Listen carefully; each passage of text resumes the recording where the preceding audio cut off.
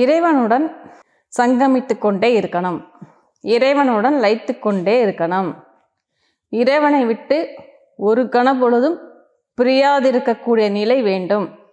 அதற்கு நாங்கள் என்ன பண்ணணும் அப்படின்னு கேட்டிங்கன்னா, அதற்கு நீங்கள் மௌனத்தில் ஆழ்ந்திருக்கணும். நீங்கள் மௌன நிலையில் ஆளும் நிலைதான் இறைவனுடைய சங்கமித்திருக்கும் நிலை. நீங்கள் மௌனத்தில் ஆள்வது அப்படின்னா, உங்களுடைய வாயால் வரும் வார்த்தைகளை நிறுத்தி உங்களுடைய பேச்சை நிறுத்துவது கிடையாது. உங்களுடைய வாயிலிருந்து வரும் பேச்சுகளை நிறுத்துவதால் நீங்கள் மௌனத்தில் ஆழ்ந்திட முடியுமான்னு கேட்டிங்கன்னா முடியாது. அது மௌன நிலை கிடையாது. நீங்கள் வெளியில் உங்களுடைய செயல்பாடு எப்படி இருந்தாலும், உங்களுடைய வாயால் வார்த்தைகள் நீங்கள் பேசி கொண்டு இருந்தாலும், உள்ள நீங்கள் மௌனத்தில் ஆழ்ந்திருக்கும் நிலை தான் அந்த மௌன நிலைங்கிறது. இப்போ இப்படியே கேட்குறேனே, நீங்கள் எந்த ஒரு வேலையும் செய்யாமல், யார்கிட்டையும் எதுவுமே பேசாமல் ஒரு இடத்துல அப்படியே அமைதியாக உட்காந்துருக்கீங்க.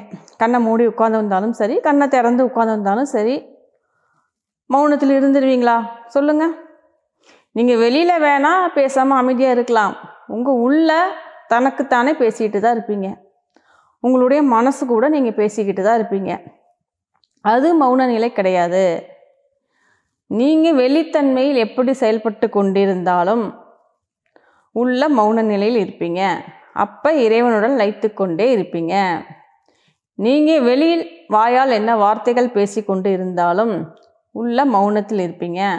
அப்போ இறைவனுடன் சங்கமித்து கொண்டே இருப்பீங்க.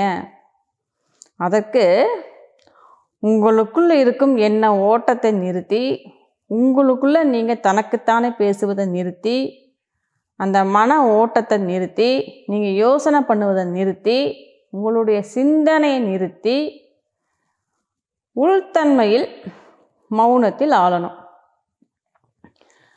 அதற்கான பயிற்சிகளில், அதற்கான வழிமுறைகளில் நீங்கள் ஈடுபடணும். அப்போ தான் உங்கள் உள்தன்மையில் அந்த மௌன நிலை கிடைக்கும். அந்த நிலையில் நீங்கள் வெளியில் எப்படி செயல்பட்டாலும், வெளியில் வார்த்தைகள் பேசி கொண்டு இருந்தாலும் உங்கள் உள்தன்மையில் அமைதியாக இருப்பீங்க.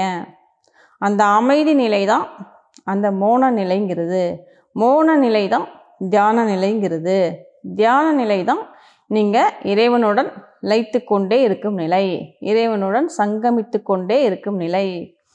அப்போ இறைவனை விட்டு ஒரு கணப்பொழுதும் பிரியாதிருப்பீங்க.